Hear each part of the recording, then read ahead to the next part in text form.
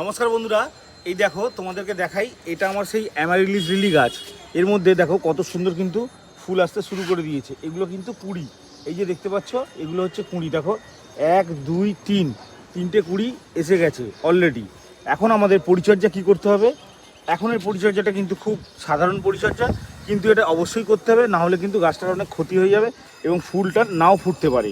প্রথমে আমাদের করতে হবে, যে সমস্ত পাতাগুলো নিচের দিকের আছে, যেগুলো মাটির সঙ্গে লেগে রয়েছে বা পচে যাচ্ছে, সেই সমস্ত খারাপ পাতাগুলোকে আমাদেরকে এইভাবে কেটে রিমুভ করে দিতে হবে।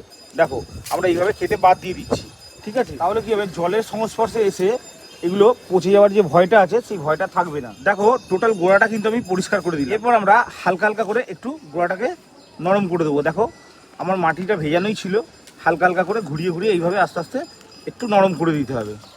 এরপর দেখো এখানে আমার মিশ্র সার তৈরি করা আছে, আমি মিশ্র সার এখান থেকে 1 মুঠো দিয়ে দেবো। দেখো এইভাবে আস্তে আস্তে ধীরে সুস্থে চারিদিকে ঘুরিয়ে ঘুরিয়ে আমি 1 মুঠো মিশ্র সার গাছটার গোড়ায় দিয়ে দেবো। তাহলেই কিন্তু গাছটার খাবার দেওয়া হয়ে গেল। মিশ্র সার দেওয়ার পর আমি আবার কিন্তু এটা মিশিয়ে দেবো মাটির সাথে। এরপরে আমরা আস্তে আস্তে জল দিয়ে দেবো। দেখো ঠিক এইভাবে জল দিয়ে মাটিটাকে ভিজিয়ে দেবো। মাটি, জল এবং খাবার মানে মিশ্র সার তিনটেকে খুব ভালো করে মিশে যেতে হবে, তবেই কিন্তু ভালোভাবে আমাদের গাছটা খাবারটা গ্রহণ করতে পারবে। আর কিছুদিনের মধ্যেই গাছটার মধ্যে ফুল ফুটে যাবে। ফুল ফুটে গেলে আমি তোমাদেরকে আবার ভিডিও করে দেখাবো এই গাছটাকে কীভাবে প্রতিস্থাপন করেছিলাম, তার সম্পূর্ণ আমার একটা ভিডিও আছে, তোমরা চাইলে গিয়ে দেখে আসতে পারো, নিচে লিঙ্ক দেওয়া আছে।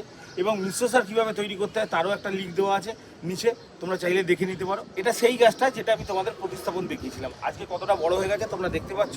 আগামী দিনে ফুল এলেও আমি তার ভিডিও করে তোমাদেরকে দেখাবো।